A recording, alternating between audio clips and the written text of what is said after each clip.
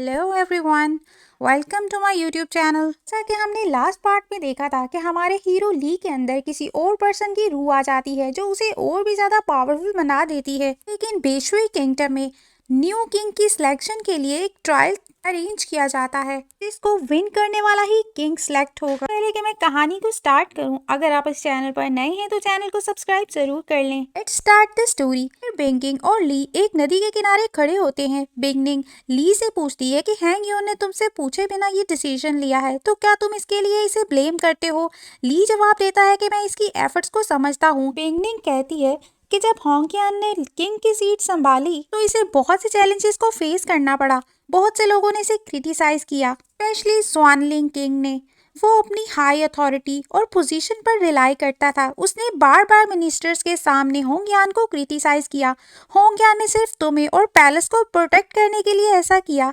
मैं हर तरह से उसे सपोर्ट करती हूँ, मगर समटाइम्स मुझे खुद पर बहुत गुस्सा आता है कि मैं इतनी स्ट्रॉन्ग नहीं हूँ कि उसकी हेल्प कर सकूं। सुनकर ली जवाब देता है कि नॉर्थ किंगडम की तुम नंबर 1 डिवाइन मास्टर हो। बिंगनिंग कहती है कि मुझे तुम्हारे लिए और भी स्ट्रॉन्ग बनना होगा, जिस पर ली कहता है कि तुम फिक्र नहीं करो, मैं यकीनन ये टेस्ट पास कर लूंगा। तुम ओल्ड थीफ को मारने के लिए मैजेस्टी का फायदा उठाओ। ये सुनकर बिंगनिंग ली से कहती है कि मुझे तुम पर ट्रस्ट है। और फिर कंपटीशन का दिन आ जाता है। एक बहुत बड़े मैदान में सब जमा होते हैं।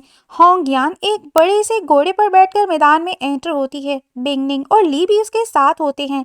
लोग इसे देखकर उसे रिस्पेक्ट देते हुए उसके सामने झुक जाते हैं। तभी मैदान में लॉर्ड जोहान एक बड़े से ड्रैगन पर एंट्री करता है। उसके पीछे एक कैरेज में लॉर्ड का बेटा और उसकी गर्लफ्रेंड मौजूद होते हैं। होंगयान कहती है कि बेशुई किंगडम कंट्री में बाय फोर्स एस्टेब्लिश की गई है। किंग नाकली ने ऑलरेडी अपने कंट्री के लिए फाइट की है और किंग जुआनलोंग येनैनली का इकलौता बेटा है जो कि चाइल्डहुड से प्रैक्टिस ना करने की वजह से मार्शल आर्ट में पार्ट नहीं ले रहा और बार बार इस बात पर इशू बनाया गया है। मैं जानती हूँ कि आप ली नैन को लिनैनली के किंग की हैसियत से तख्त पर हटा दें।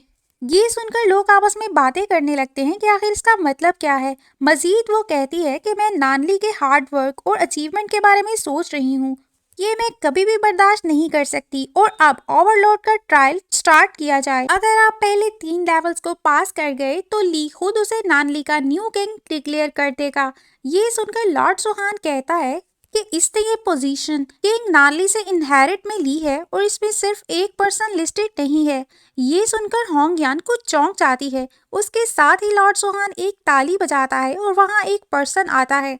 उसे देखकर ली बिंगनिंग से पूछता है कि ये कौन है। वो बताती है कि ये रेड ड्रैगन का डिवाइन मास्टर है और ये बेशुई किंगडम के टॉप 3 डिवाइन मास्टर्स में से एक है। इसे देखकर होंगयान लॉर्ड जोहान से पूछती है कि इसका अब क्या मतलब है। ये पर्सन रॉयल फैमिली से बिलोंग नहीं करता, जिस पर लॉर्ड जोहान कहता है कि मरने से पहले किंग नांगली ने एक लेटर छोड़ा था जिसमें उसने लिखा था कि ये इसका एक और बेटा है। ये मैटर अब पब्लिक के सामने लाने का टाइम आ गया है। उसी के साथ एक पर्सन एक लेटर लेकर आता है और कहता है कि ये सच है कि किंग नांगली ने मरने से पहले ये सब उस लेटर में लिखा था और ये बात बहुत सालों तक सीक्रेट रखी गई। ये सुनकर होंगयान उस लेटर लाने वाले पर्सन से कहती है कि ये मत भूलो कि तुम नानली पैलेस के कुक हो।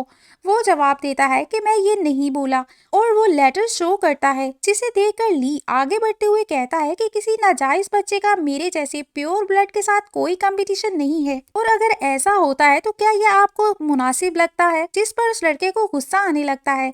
लॉर्ड जोहान कहता है कि मैं सिर्फ इस बच्चे के लिए इंसाफ चाहता हूँ। आज ये दोनों ही इस ट्रायल में पार्ट लेंगे। जो विनर होगा वही नानली का न्यू किंग डिक्लेयर होगा। इस पर ली बोलता है कि मुझे कुछ ऑब्जेक्शंस हैं। लॉर्ड जोहान ने कैंप के सेटअप के लिए काफी स्ट्रगल की है। क्या आपके पास कोई रीजन है कि मैं इसे फुलफिल कर सकूं? लॉर्ड जोहान उसे इग्नोर करते हुए कहता है कि काफी देर हो रही है। होंगयान को इस ट्रायल के लिए अनाउंस करना चाहिए। इसके साथ ही ड्रम्स बजने लगते हैं और फिर वो दोनों भाई एक दूसरे को देखकर स्माइल करते हैं।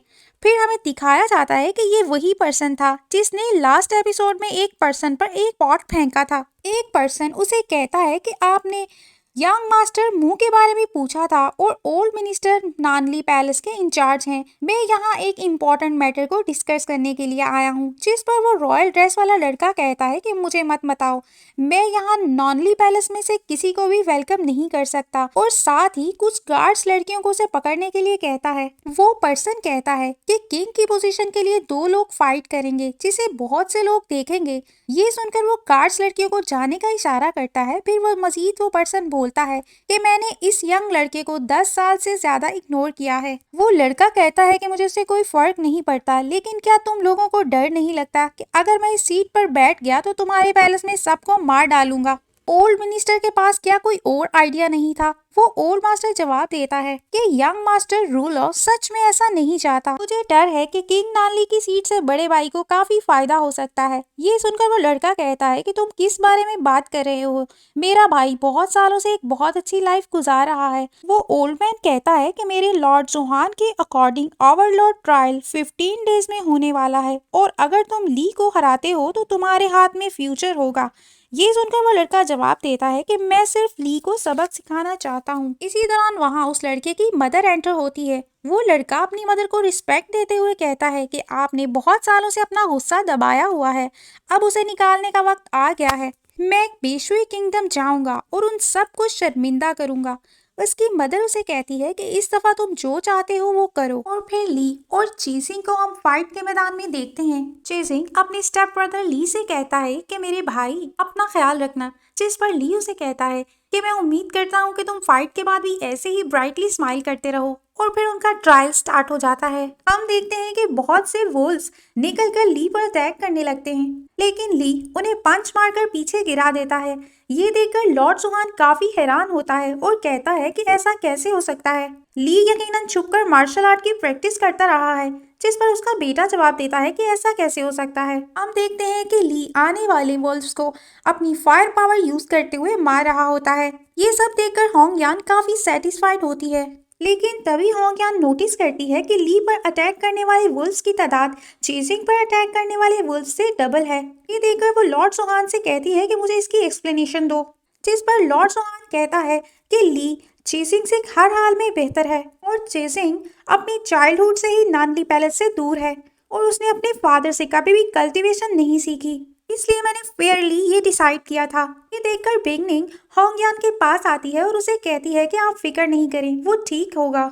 लॉर्ड जोहान का बेटा सोहान से कहता है अगर ली इन वुल्व्स को मार भी देता है तो कोई बात नहीं। दूसरी तरफ ली मुसलसल उन वुल्व्स से लड़ते हुए सेकंड गेट की तरफ बढ़ रहा होता है। इस दौरान एक वुल्फ उसकी रिस्ट पर बाइट कर लेता है। ये देखकर कुछ पर्सन्स आपस में बातें करने लगते हैं कि ये पॉइजनस बाइट है। इस पर होंगयान कहती है कि बहुत ही शर्म की बात है ये सारी फाइट देखकर बिगनिंग सोचने लगती है कि लॉर्ड जोहान नहीं जानता ली ने हेवन की ऑल ड्रैगन पावर टेक्निक को प्रैक्टिस किया है। जबकि दूसरी तरफ चेजिंग उन वुल्फ से लड़ते हुए अपने भाई से पूछता है कि क्या तुम अभी भी जिंदा हो। मैं तुम्हें कहना चाहता था कि कहीं तुम इन वुल्फ्स का खाना ना बन जाना, जिस पर ली जवाब देता है कि तुम फिक्र मत करो, मेरी हड्डियां काफी स्ट्रांग हैं। इन्हीं बातों के दौरान एक बहुत बड़ा वुल्फ ली के सामने आ जाता है और उस पर अटैक करने के लिए उसकी तरफ बढ़ता है।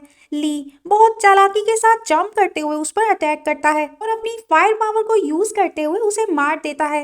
इससे एक तेज रोशनी पैदा होती है और फिर वो दूसरे लेवल में जंप कर देता है, जहाँ पर हमें बहुत सारी चेन्स दिखाई देती हैं। फिर दोनों साइड से एक लावा उसकी तरफ बढ़ने लगता है। इसके साथ ही ये एपिसोड यहीं पर खत्म होती है। इसकी नेक्स्ट एपिसोड में हम देखेंगे कि ली आग की दीवारों के साथ कैसे टकराएगा और होंग यान और लॉर्ड जोहान के दरमियान हमें हल्की फुल्की फाइट देखने को मिलेगी। सो मिलते हैं नेक्स्ट एपिसोड में। Thank you.